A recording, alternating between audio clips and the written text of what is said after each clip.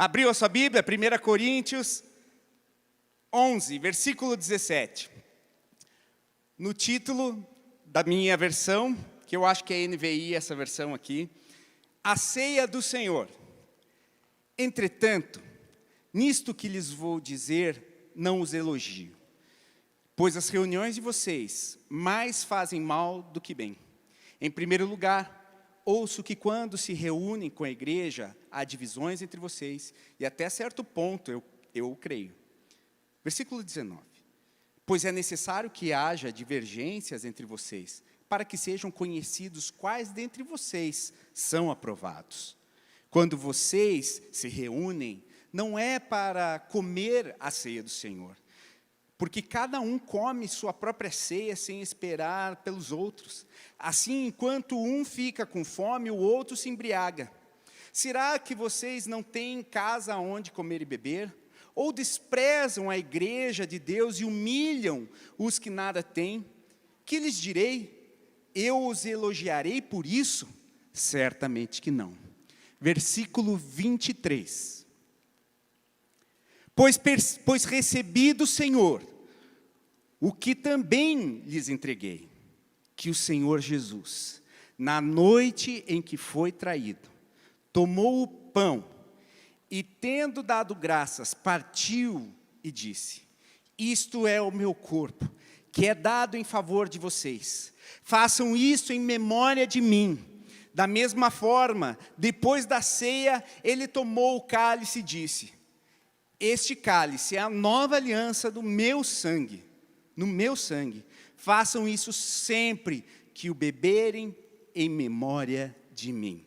Porque sempre que comerem deste pão e beberem deste cálice, vocês anunciam a morte do Senhor até que Ele venha. Até que Ele venha. Repita comigo. Até que Ele venha. Mais uma vez, bem forte. Até que Ele venha. Feche seus olhos, vamos orar. Pai, em nome de Jesus, nós te agradecemos por esse tempo. E pedimos, Espírito Santo, venha tocar os nossos corações, promover, Senhor, aquilo que exatamente o Senhor quer nessa noite, na minha vida, na vida dos meus irmãos, e nós queremos realmente nesse tempo ser trazidos à tua realidade, para aquilo que o Senhor quer para nós, e que nós possamos viver em todo tempo a sua vontade, o seu querer, e glorificar ao teu nome em todo tempo e para sempre, em nome de Jesus, amém, amém. Irmãos, esse texto, ele aponta, e eu terminei a leitura justamente no versículo 26, porque ele tem algo que a gente tem falado muito nesse tempo, inclusive o louvor hoje. Nós cantamos um cântico que fala sobre a vinda dele, que ele virá, o leão que ruge, ele virá, ele está por vir, e nós temos falado sistematicamente a respeito da volta e do regresso de Jesus, amém? Você tem percebido isso? Quem que já percebeu isso? Quem que já percebeu o que nós temos falando? Por quê? Porque há sinais, há um momento profético nesse sentido, há um momento em que se vislumbre, se descortina diante dos nossos olhos, uma realidade que nós vemos se aproximando, estando cada vez mais próxima à vinda de Jesus. E por isso, sempre, nós precisamos continuar tendo foco nele, porque ele é o foco para as nossas vidas. Você concorda comigo? Amém? Se nós estamos falando tanto, é porque temos o foco nele, e queremos ele, mais do que todas as outras coisas, mais do que temos, mais do que somos, nós queremos ele, queremos o grande Rei dos Reis, o Senhor dos Senhores, e nós ansiamos por isso, amém? Eu anseio pela volta de Cristo, eu tenho certeza que você também anseia pela volta de Cristo, e esses últimos domingos, tem se falado muito sobre isso. Especificamente o pastor Keller ministrou na última semana que ele esteve aqui, né? Ele falou sobre as lamparinas que deveriam estar cheias de azeite, isso indicando uma preparação, e nós precisamos estar preparados, precisamos nos preparar para esse tempo, e isso é inequívoco, mas há um grande risco dessa notícia da vinda de Cristo em sua iminência. A chegada iminente de Cristo. Há um risco nessa informação. E isso historicamente se comprova. Porque na década de 70 houve um movimento muito grande, na época dos hippies, houve também um grande avivamento na igreja. A igreja passou por um grande avivamento nesse momento. Mas o que aconteceu? Em determinados lugares, o que virou era para ser uma notícia, para fazer as pessoas realmente se prepararem para isso, de uma forma a preparar um ambiente para a vida deles, as pessoas pararam. Simplesmente, Jesus vai voltar, então não tenho mais o que nem construir, porque vai tudo ficar, né? Aí Jesus vai voltar e a gente não vai acontecer nada. E isso fez com que a igreja parasse em alguns segmentos, não todas, né? Isso não aconteceu com toda a igreja, porque a igreja é dinâmica, mas alguns enganos se infiltraram no coração de alguns, e alguns se paralisaram. Ora, se Jesus vai voltar, por que eu vou construir? Se Jesus vai voltar, por que eu vou construir uma realidade do reino para essa terra? Por que eu vou me ocupar de algo grande e algo poderoso? Por que eu vou me ocupar de alguma coisa se ele já vai voltar, vai levar todo mundo, pronto, acabou-se. Enfim, esse é um engano, irmãos. Esse é o engano que Satanás faz para a gente parar. Ele gera no coração uma comodidade. Ele gera, para que você vai mexer com isso? Jesus está voltando mesmo. Ele usa uma verdade torta, e isso é engano.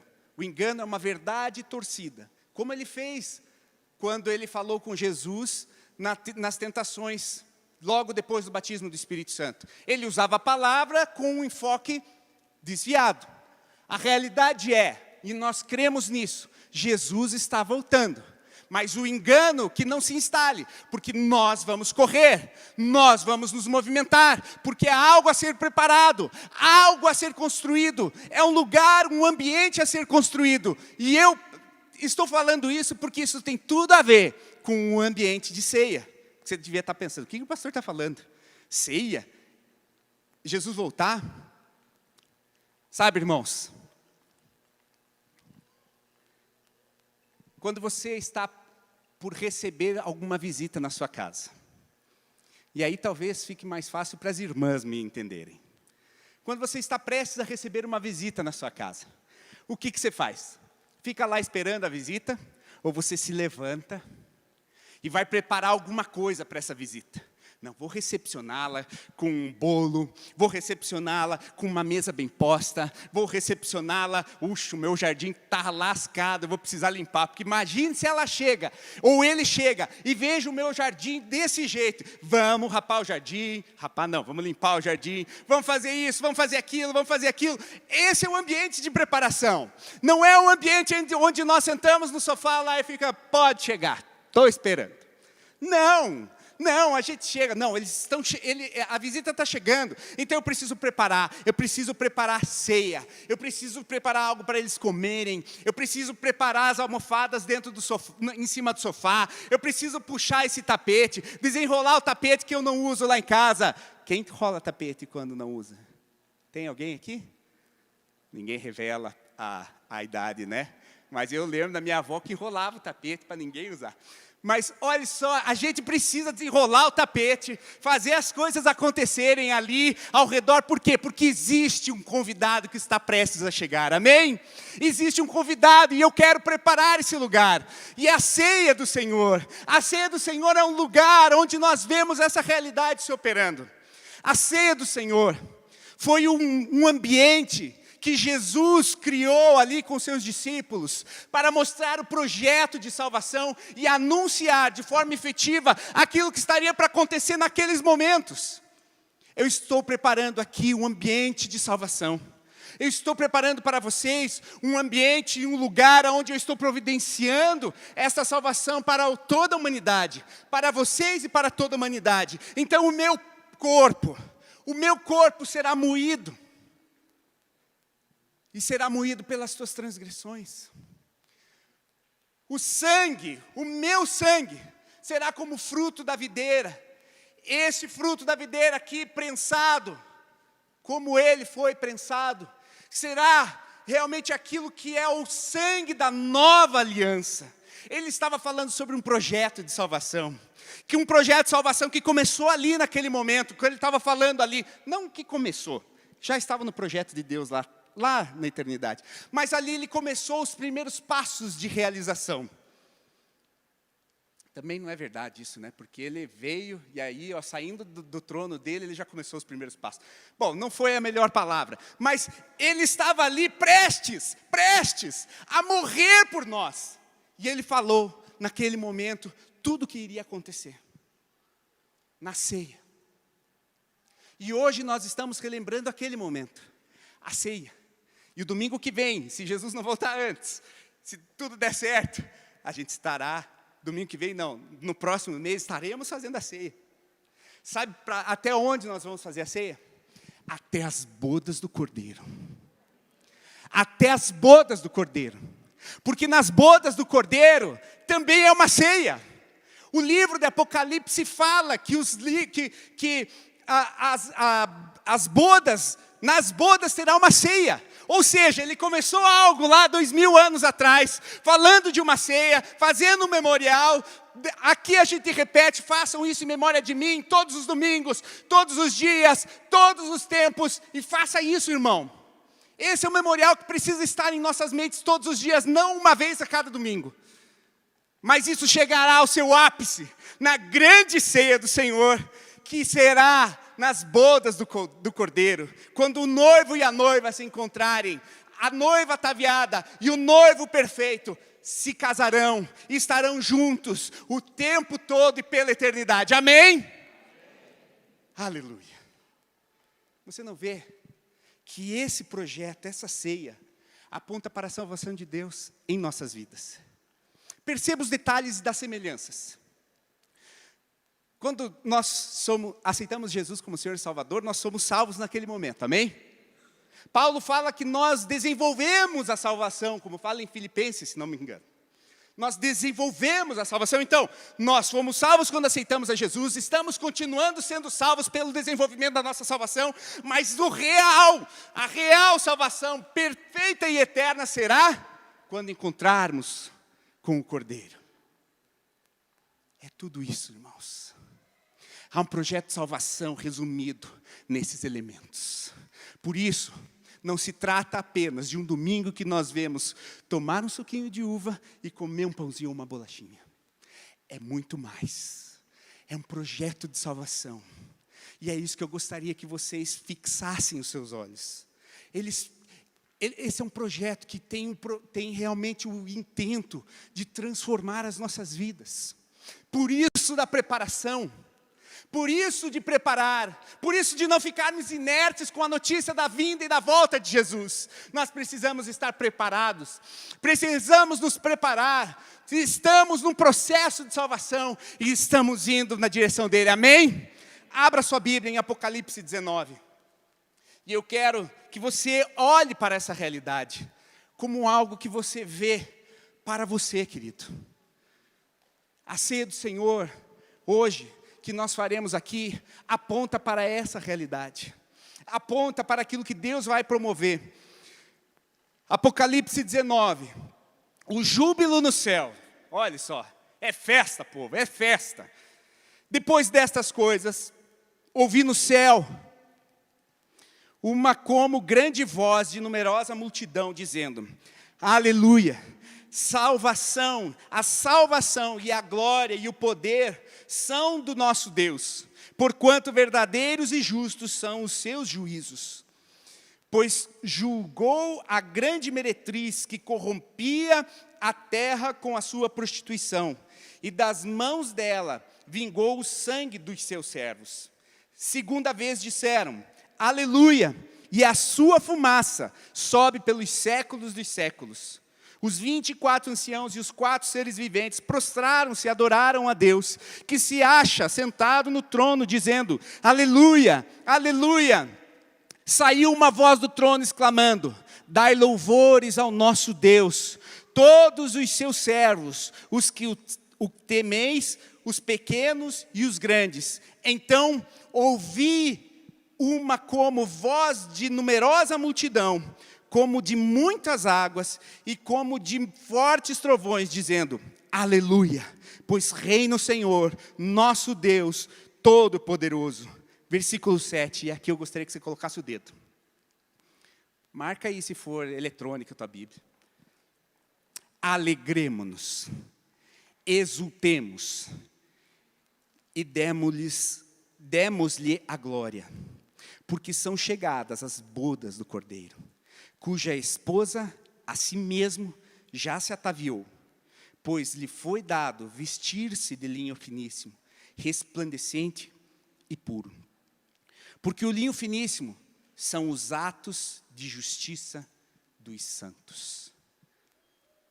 Então me falou o anjo: escreve, bem-aventurado aqueles que são chamados à ceia das bodas do Cordeiro.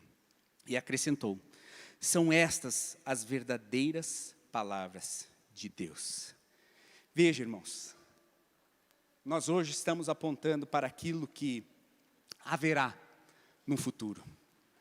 Uma grande festa, uma grande ceia, as bodas do Cordeiro. E ele fala nesses versículos, a partir do versículo 20, do versículo 7, ele fala dos chamados para a ceia a ceia das bodas.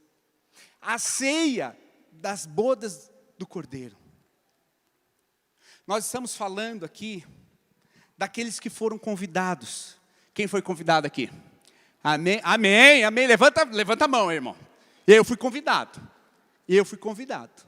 Jesus me chamou. Jesus me chamou. Lembra até aquela música? Deus me chamou, Deus me chamou. Deus me chamou. Deus te chamou. Te convidando para você estar com eles. Mas olhe só, para reforçar que existe a necessidade de uma preparação, eu queria que você prestasse atenção no versículo 7, e que fala assim: porque são chegadas as bodas do Cordeiro, cuja esposa a si mesmo já se ataviou. Quem é a esposa? A noiva. A noiva é a esposa. A igreja é a esposa. E ele vem nos buscar. Mas interessante é falar, foi ele quem arrumou a noiva? Ele que ataviou? Ele que adornou? Aqui fala, cuja esposa a si mesma já se ataviou. A si mesmo. Você pode se preparar para essa boda. A si mesmo. Você precisa tomar uma decisão. A si mesmo. Você precisa colocar o teu pé em direção ao lugar onde nós queremos passar a eternidade.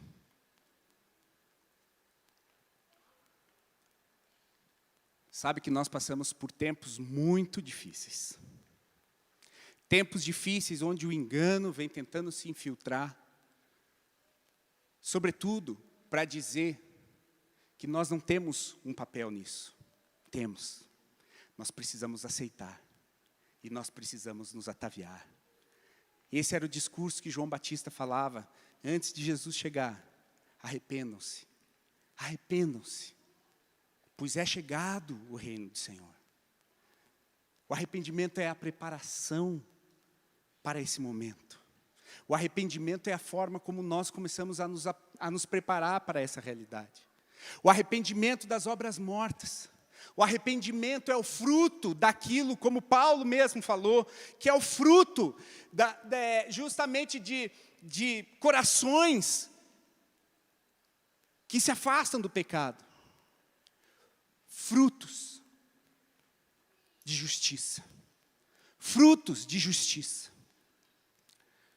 Mas eu queria também que você continuasse a leitura, porque o papel não é só nosso. Nós temos um papel.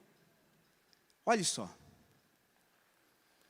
Pois a esposa a si mesmo já se ataviou, pois lhe foi dado vestir-se de linho finíssimo, resplandecente e puro.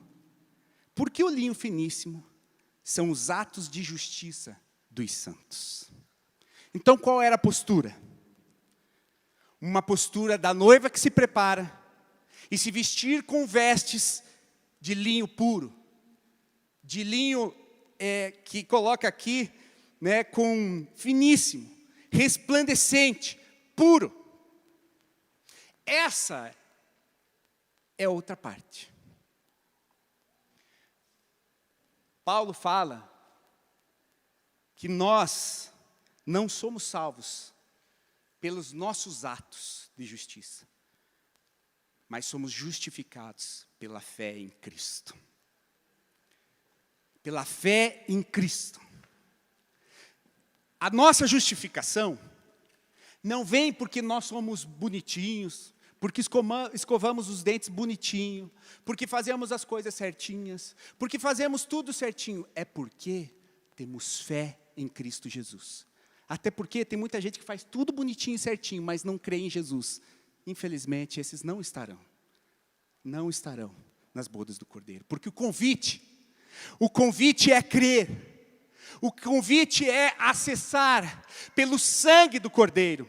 E isso é mais ainda declarado quando em Apocalipse 7, versículo 13, fala assim: um dos anciãos tomou a palavra dizendo: estes que se vestem de vestiduras brancas, que são e de onde vieram? Respondi-lhe: meu Senhor, tu o sabes. Ele então me disse: são estes os que vêm da grande tribulação, lavaram suas vestiduras e alvejaram no sangue do Cordeiro. É o sangue do Cordeiro que alveja e que deixa claras as nossas vestes. Vestes, sempre que se fala em vestes, fala da nossa condição diante de Deus. Vestes, como o pastor Luciano fala quase todo mês, vestes são a nossa relação, é a imagem da nossa relação com Ele. Então a noiva, ela precisa ir para um caminho de ajuste e de correção, porque vai precisar se arrumar. Toda noiva para a sua festa de casamento vai ter o dia da noiva, não é verdade? Vai lá, fica bonitona, fica assim, ó. Uma fazendo o pé, outra fazendo a mão, e assim vai. E parece realmente, nós precisamos também arrumar. Nós também precisamos ajustar. Nós também precisamos nos ataviar. Mas aí é um equilíbrio, irmãos. E a palavra de Deus sempre é equilibrada. Se de um lado somos nós como igreja que precisamos dar esse passo em direção à santificação, essa santificação não vem de nós mesmos, mas ela vem na fé em Cristo Jesus. Então sempre esse é o nosso foco. Tudo que nós fizermos, o nosso foco é Cristo. A pastora falou hoje, no momento do louvor, que é o nome mais lindo, que ela ama esse nome, e é uma verdade, nós precisamos amar esse nome, porque é através dele, e é unicamente por ele, é o único nome que importa pelo qual sejamos salvos. É isso que Paulo fala. A Bíblia fala, nós só seremos salvos por meio do sangue do Cordeiro. Não há salvação na sua boa postura, embora isso possa ajudar, porque na verdade nós somos feitos para boas obras. Mas quando nascemos em Cristo, temos a mente dele e fazemos tudo aquilo que ele quer que nós façamos. Então as boas obras não são capazes de nos salvar, mas elas identificam quem é o nosso Senhor. As boas obras identificam e denunciam quem você é. As tuas boas obras denunciam e mostram que você é filho dele. Mas não são pelas suas boas obras. É pelo seu nível de aceitação. Quando você decide, eu entrei debaixo da tua vontade. Eu entrei debaixo da tua vontade. Agora, faz a tua vontade em mim. Faz a tua vontade em mim. É isso que nos leva para o céu. É a nossa rendição ao propósito e ao querer. E quando nós aceitamos entrando neste lugar, ele é o caminho, a verdade e a vida. Todas as coisas se desenvolvem, todas as coisas começam a acontecer. As boas obras são consequências disso. Então, irmãos, esse é o equilíbrio que nós precisamos ter. Há uma parte que é nossa de aceitar, mas outra parte que é o poder de Deus te aperfeiçoando, irmãos. O poder de Deus, a fé nele, a fé que ele pode te curar, a fé que ele pode te restaurar, a fé que ele pode mover. E eu queria trazer um texto, Ezequiel 44, pega lá, irmão, para provar que essa realidade é uma realidade bíblica. Ezequiel 44, 16.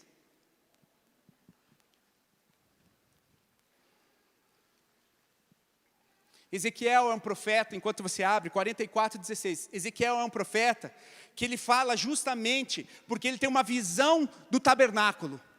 Ele tem uma visão do tabernáculo. Então, Ezequiel, ele traz uma realidade dos céus. E ele fala a respeito do sacerdócio. E como Pedro fala, nós somos reis e sacerdotes. Amém? Você crê nisso? Então, isso aqui fala da gente, irmão. Isso aqui fala da gente. Porque quando Ezequiel estava tendo essa visão, ele falava a respeito de sacerdotes. Olha só, Ezequiel 44, 16 fala, eles entrarão, e essa é uma orientação de Deus, eles entrarão no meu santuário e se chegarão à minha mesa, para me servirem e cumprirão as minhas prescrições. Veja, olha só o que ele fala no começo já, de arrancada, para você estar preparado a sempre estar indo à mesa. E se chegarão à minha mesa. O sacerdote é aquele que senta, é aquele que está à mesa com o Senhor. A mesa. Se você começar a ver a realidade bíblica, muitas coisas aconteceram ao redor de uma mesa. Muitas coisas poderosas. A ceia do Senhor, o encontro de Melquisedeque com Abraão, foi tudo um encontro de ceia. Tanto é que Abraão foi servido por Melquisedeque de vinho e pão. Exatamente apontando para essa realidade. Então, a mesa é um lugar onde os sacerdotes estão se preparando para oficiar aquilo que eles precisam fazer. Preparar a mesa, preparar a festa. Você está preparando a festa do Senhor, quando Ele em glória voltará, quando Ele em glória levará a sua igreja, e a noiva ataviada se colocará junto a Ele e viverá a eternidade com Ele. Amém? Você está pronto para preparar a mesa? Mesa. O sacerdote prepara a mesa. E é na mesa que ele faz as coisas. Vamos lá.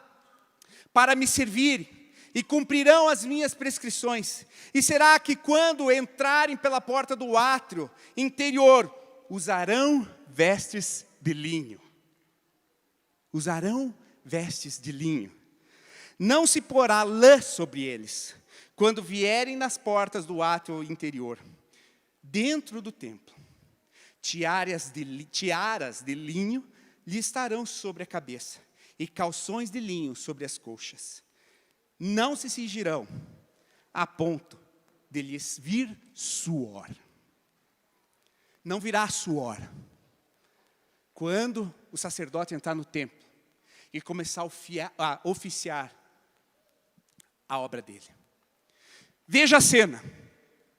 Os sacerdotes naquela época, eles usavam eles colocavam shorts e colocavam uma roupa de linho. Por quê? Porque precisava ser fresco. O ambiente, o átrio, o lugar, o tabernáculo era um lugar fresco, onde havia frescor. Sabe por quê? Não se coloca lã, porque não vai ter suor desse querido, desse sacerdote. O sacerdote não sua. O sacerdote não sua. Por que suar? Por que falou em suar? Porque suar fala de peso que está sendo carregado. Dando mais valor ao que nós fazemos do que ele faz. Porque o que o sacerdote faria? Ele entraria no templo, com a roupa adequada, com as vestes, que um dia até o pastor Keller falou, quais são as vestes certas para entrar na ceia. Lembra dessa ministração, Keller? Eu lembro.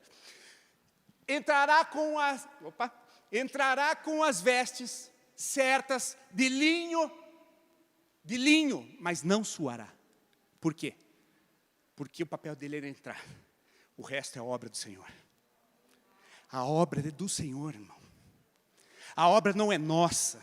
Não é pelo meu esforço. Não é pelo teu esforço. Não é pela tua gana. É pelo Senhor. O nosso papel é entrar no tabernáculo. O nosso papel é ser sacerdote. O nosso papel isso é graça. Isso é graça. Mas não é uma graça que se joga no sofá e fala, não faço mais nada. Porque existe um papel que é nosso.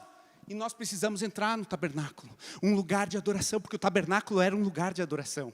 Aquilo que o pastor Ney falou no culto, do silenciar da oração, do silenciar da adoração. Quando se silencia a adoração, se tirou o ambiente vital do lugar, que é o ambiente celestial. A adoração é o lugar onde nós vivemos a presença do Senhor. Então nós, como sacerdotes, nós com as vestes santas, purificadas, limpas, leves, nós entramos no tabernáculo. O resto é obra dele. Esse é o equilíbrio que nós precisamos ter. Não é pelo teu dom, não é pela tua habilidade, não é pelos teus lindos olhos azuis, verdes, amarelos, castanhos, pretos, seja qual for.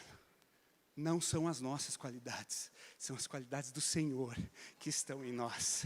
É a veste que Ele coloca que não produz peso, não produz peso. A leveza, tanto é que Jesus fala: vinde a mim aqueles que estão cansados e sobrecarregados, pois eu vos aliviarei. Não tem suor, não tem demanda, é entrar na presença em adoração, e você só vai ver Deus agindo. Não é pela nossa capacidade, embora os dons são todos Ele que nos dá, para que a gente haja sem dor, para que a gente faça sem suor, para que a gente faça movendo no que é o propósito dele. Se estiver pesado, talvez a gente precise ajustar o jugo. Como uma vez eu falei aqui, que às vezes o jugo desigual é quando nós não estamos colocados no jugo certo. Então tem um mais alto, o outro mais baixo, que incomoda. A canga que é colocada se coloca um cavalo e um boi, alguém vai se machucar. E eu acho que é o cavalo, né, pastor? É o cavalo que se machuca? Porque o boi é mais forte. Assim, deixa o jugo suave. A única coisa que a gente tem que fazer é entrar nesse lugar. Entrar nesse lugar. E aí as coisas vêm como frescor. Vêm como frescor. Mas há um papel que é nosso. Há um papel que é nosso, nós precisamos entrar nos átrios. Nós precisamos entrar e querer isso. Você quer Deus, você quer Jesus, você quer honrá-lo, você quer fazer, você precisa vir. Aí, quando você começar a orar para uma pessoa, o Espírito Santo vai dizer amém, vai curar aquela pessoa. Mas você precisa fazer, você precisa se movimentar nessa direção. Não é você quem cura, é o poder de Deus, o Deus Altíssimo que cura. Quando nós estamos aqui adorando ao Senhor, não somos nós. Não somos nós. Somos nós, obviamente, somos nós aqui, né? Ninguém está querendo fazer um negócio inimaginável aqui. Mas quando você é tocado, quando o teu coração é quebrantado, isso aí é obra do Espírito Santo. Não é a minha escolha da música. Não tem nada a ver. Quando você é tocado e o teu coração é quebrantado, é Deus quem faz. Mas eu precisei subir, a pastora precisou subir, toda a galera precisou subir. Para quê? Para entrar no tabernáculo. Para entrar e fazer. Tem uma célula. Deus vai abençoar a tua célula. O que você precisa fazer? Entrar na célula. O resto é dele.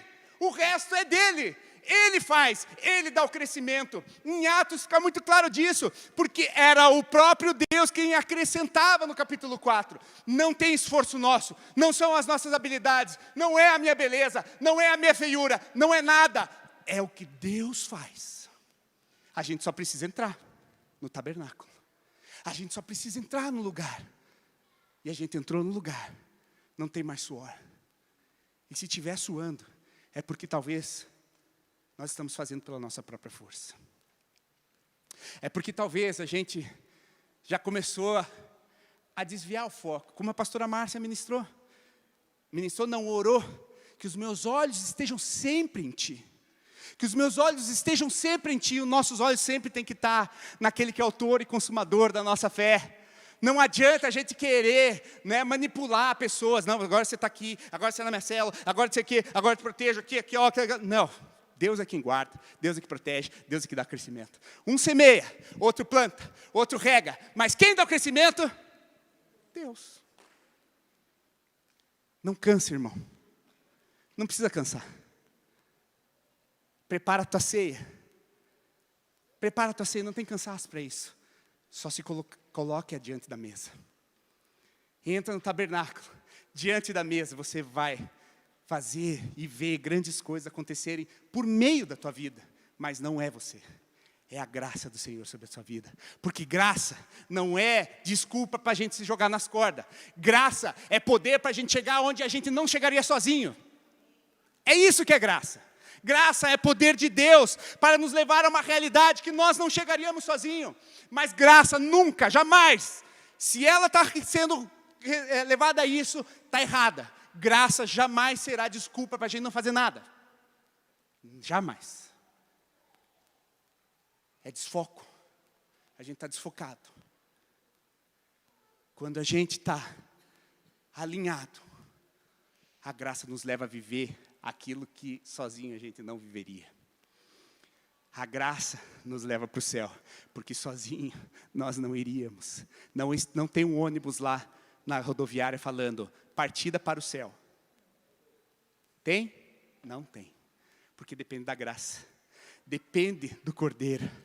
Depende. E o que eu quero colocar, traduzir isso. Tudo isso muito abstrato. O que eu gostaria de falar é sobre essa ceia.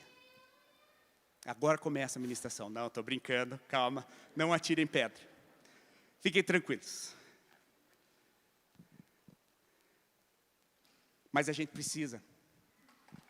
Quando a gente se lembra desses elementos, dessa ceia, quando a gente está à frente dessa ceia, à frente dessa mesa.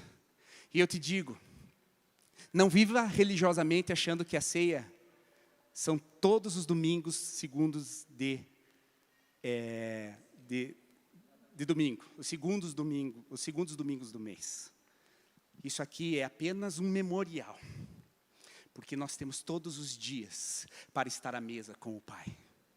Todos os dias, todo o tempo, orai sem cessar. Não é como diz lá em 1 Tessalonicenses 3,16? Orai sem cessar, o tempo todo essa mesa está farta, para que nós possamos acessar ao Pai.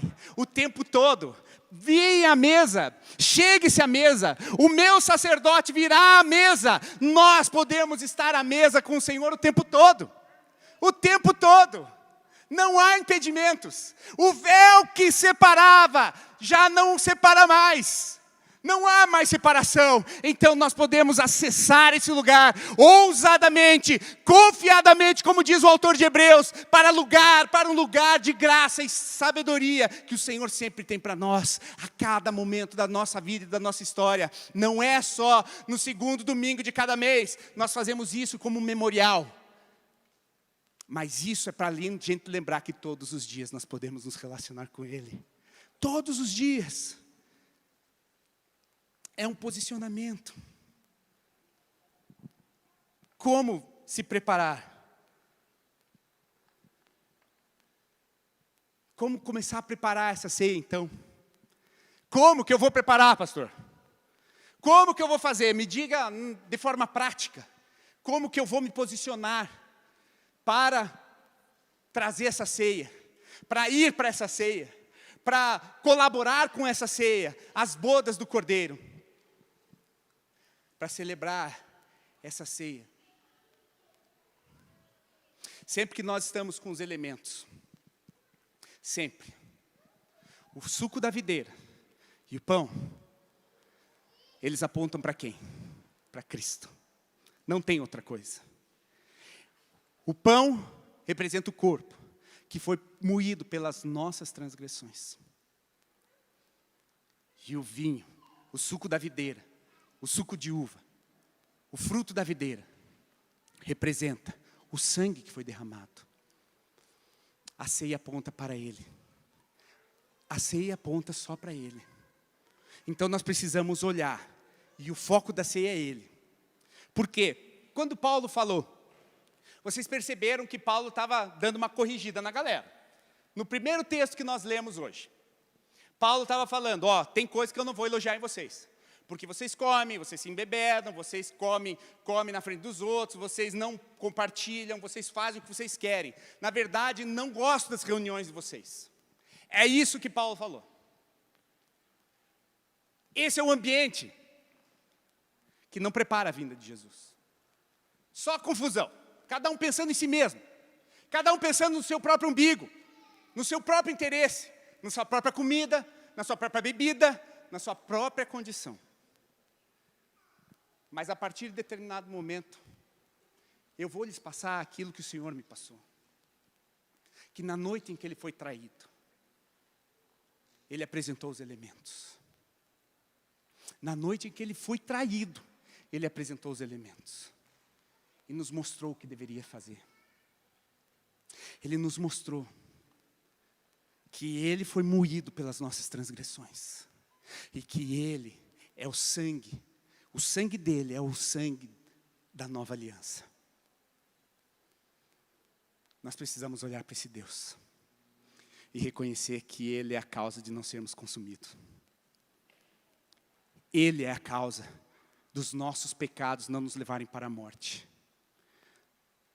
Porque se eu sou justificado pela fé, a expiação não foi pelo meu trabalho, mas foi porque Jesus morreu na cruz. E agora Deus nos vê pelo anteparo de Cristo. E agora quem vive mais não sou mais eu, mas é Cristo vive em mim. Cristo está aqui. Ele é a expiação pelos meus pecados. Então quando Deus me olha, Ele não me olha mais. Ele olha Cristo figurado na minha vida. Por quê? Porque eu tenho fé nele. E é isso. Você quer viver a expiação? Tenha fé nele. Ele é o seu Senhor e seu Salvador. Essa é a expiação que Ele cumpriu. É isso, é Ele. Só Ele nos dá salvação, nada mais. Tiremos o foco de nós mesmos. Tiremos o foco do nosso egoísmo. Tiremos o foco do nosso próprio umbigo. Olhemos para Ele. Foi Ele quem fez todas as coisas, não somos nós. Mas isso é tão difícil, porque a gente tem uma tendência humana de olhar para nós mesmos. Olhar para as nossas próprias limitações, dificuldades. Eu não sou capaz, vou preparar a mesa. Nunca fiz um café em casa. Vou preparar a mesa agora para Jesus. Para as bodas. Vai. Com a fé, você entra e acessa a mesa. E você está preparando e colocando as vestes. Esse trabalho é dele. Ele que justifica. É quando você está com as vestes que você tem por causa da tua fé. Não é uma roupa física. É aquilo que a fé em Cristo te forma. As vestes limpas. Porque é o sangue do Cordeiro que limpa as suas vestes. Não são os seus atos de bondade. Nós somos assim. O que nos limpa. Porque eu tenho falhas, você tem falhas, eu sei. Lutamos contra as situações, lutamos contra pensamentos, lutamos contra posturas. Mas por que nós não somos? Porque Ele é a causa de não sermos consumidos. A misericórdia. Ele é a nossa misericórdia. Ele é a nossa misericórdia. Minha e tua, irmão. Minha e tua. Mas isso depende de você crer nele. É nele, no Filho. O Filho é o Filho e não tem mais outro. É o único pelo qual importa que sejamos salvos. É o Filho e só. Gratidão pelo que Ele fez. E gratidão mesmo em tempos difíceis. Porque o que Ele fez? Na noite em que foi traído, Ele falou sobre a nossa salvação. Ele foi traído naquela noite. Você já se sentiu traído?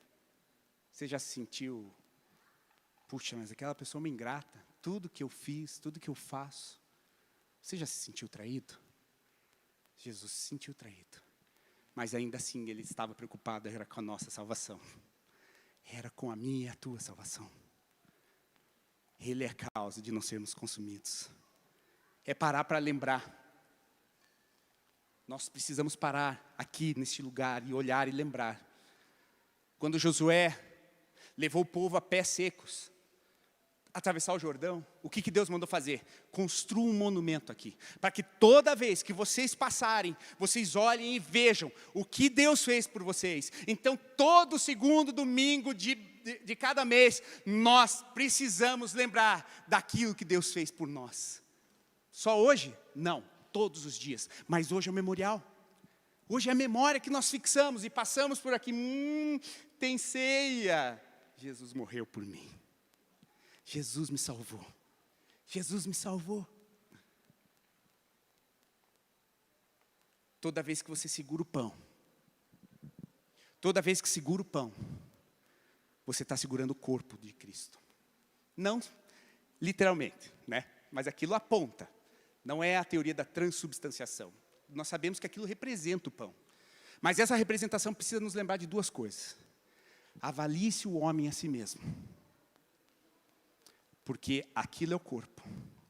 E o que eu tenho sido no corpo? O que eu tenho sido no corpo de Cristo? Será que eu preciso pedir perdão para alguém? Será que eu preciso resolver? Porque o que ele fala, examine-se a si mesmo, é o que Paulo fala. É o corpo dele que foi moído por nós, como nós falamos. Mas ele também é o corpo e tem uma dupla significância. Porque nós precisamos olhar para o corpo, o que nós estamos fazendo com o corpo.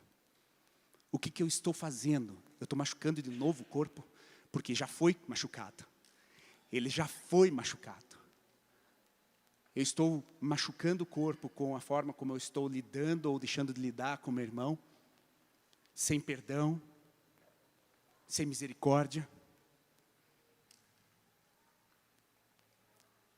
A parte prática, olhe para o corpo, analise-se a si mesmo.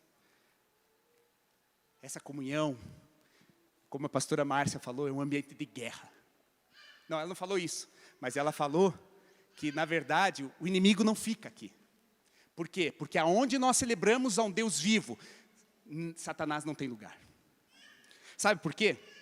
Porque nós estamos aqui, o sangue de Jesus, ele nos cobre. E ele é o limite. É o sangue de Jesus que nós estamos celebrando pelo suco da videira. Ele é o limite do toque do maligno sobre as nossas vidas. Ele não pode. O sangue de Jesus nos protege. Ele não pode. Ele não pode. Então é uma festa de celebração, onde Deus é engrandecido por causa do derramar do seu sangue. Além disso, a palavra de Deus está sendo proclamada neste lugar. Não há mais condenação. Não há mais condenação sobre aqueles que estão em Cristo Jesus. Amém? Você crê nessa realidade? O nome de Jesus, ele ecoa, e não há outro pelo qual importa que sejamos salvos. E ainda o que acontece? O louvor, porque isso tudo é engrandecido por meio dos louvores. Irmãos, Satanás não fica num lugar desse. Só se nossos corações deixarem. Só se as nossas feridas deixarem. Mas quando nós vivemos essa realidade, dessa realidade aqui, o que acontece? O que acontece? Nós colocamos o sangue como limite para isso. Nós colocamos o nome dele como proteção para todas as coisas. Nós colocamos a palavra dele como a realidade nas nossas vidas e nos nossos corações. E o nosso lábio se enchem. E meus lábios sempre te louvarão. Meus lábios sempre te louvarão. Sempre. Esse é um ambiente onde nós crescemos. Estamos preparando a mesa. Estamos preparando a ceia, estamos preparando a volta do Cordeiro, mas estamos fazendo, não para, não senta no sofá e fica esperando, não senta só na cadeira e fica esperando, levanta e anda, levanta e anda.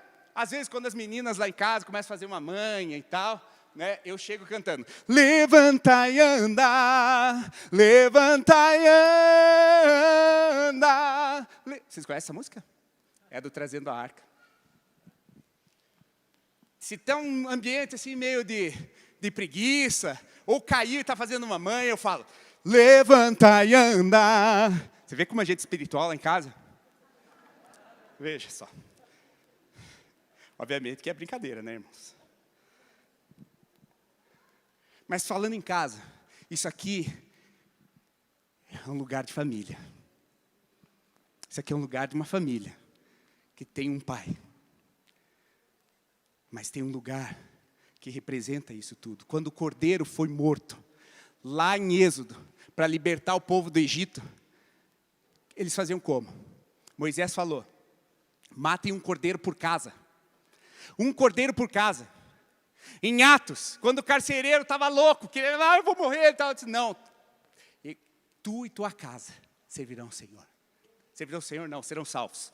Josué falou, eu e minha casa serviremos ao Senhor. E isso é um lugar onde nós estamos construindo uma família forte, aonde nós sentamos à mesa, conversamos com os nossos filhos, eles expõem as necessidades deles, nós ministramos, colocamos Deus como Senhor e Salvador, declaramos que o Senhor é o meu cabeça, e eu como cabeça declaro a palavra de Cristo e dou um sentido profético para minha casa. É isso que a mesa representa. Nós precisamos fazer isso. A ceia do Senhor é um lugar onde o Senhor ministra as nossas vidas, a minha vida, porque eu preciso ser ministrado. Eu não sou o dono da verdade e da razão. Eu preciso de muita ministração do Senhor. É o dia inteiro. Eu preciso dEle, eu dependo dEle. É o tempo todo. Orar por amigos, por inimigos e pelas autoridades. Orar por amigo está fácil, né? Autoridade, mais ou menos. Mas por inimigos, difícil. Mas Jesus fala para a gente orar pelos inimigos. Mas só que a gente é tentado a fazer o seguinte: que ele queime no...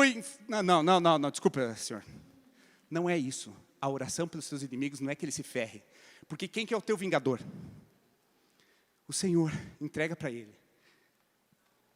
Abençoa. Que o meu inimigo seja próspero. Que o meu inimigo seja abençoado. Que a família dele seja abençoada. Que ele tenha encontros com o Senhor. E eu reconheço que às vezes o zelo dele me perseguir é porque ele é uma pessoa zelosa. E talvez ele esteja realmente comprometido com algo que eu ainda não entendi. Mas ele está mesmo mal informado a respeito da minha vida. Que ele precisa parar de me perseguir. Mas eu preciso orar por ele. Eu preciso orar. Eu preciso abençoar, declarar bênção, graça, toda a sua família, posteridade abençoadas. Isso é, não amaldiçoar. Porque se amaldiçoar, já tem Satanás que está fazendo isso. Qual que é o papel do corpo de Cristo? Olhar para o corpo. E o que eu faço com esse corpo? Eu abençoo esse corpo. Eu abençoo esse corpo. Eu abençoo. O teu inimigo, não que o inimigo às vezes está fora do corpo, né? Às vezes dentro, mas enfim, não vamos entrar nessa questão. Você pode abençoar e ver que não existe inimizade, principalmente no corpo. Nós somos um. Se houver inimizade no meio do corpo, nós estamos errados. Porque Paulo repreendeu isso. Vocês estão com dissensões. Algo está errado. E precisamos lutar para que o sangue e o corpo façam valer nas nossas vidas. Amém? Não é uma mágica, simplesmente. É uma mágica. Então, agora eu tenho saúde porque comi a ceia. Não. É uma convicção. É uma convicção de que nós estamos preparando a ceia do Senhor. Amém? É uma convicção de que nós estamos sendo levados para o céu. Está com dificuldade em alguma coisa dessas práticas, irmão? Apocalipse 2, versículo 2, versículo 4. Tenho, porém, contra ti, que abandonaste o teu primeiro amor. Lembra-te, pois, de onde caíste, arrepende-te e volta a praticar as boas obras. A prática das boas obras. E se não, venho a ti e moverei o seu lugar do seu candeeiro, caso não te arrependas. Caso não te arrependas. Existe um candeeiro. Ele está na tua mesa, irmão. Cuida dele. Porque essa é a luz que está te levando para o céu, preparando a mesa para a volta do Cordeiro. Não depende muito de você. O que depende é você entrar no lugar da adoração. E o resto ele vai fazer. O resto ele fará. Mas você tem que entrar no lugar. Você tem que entrar no lugar. Você tem que entrar no tabernáculo. Amém?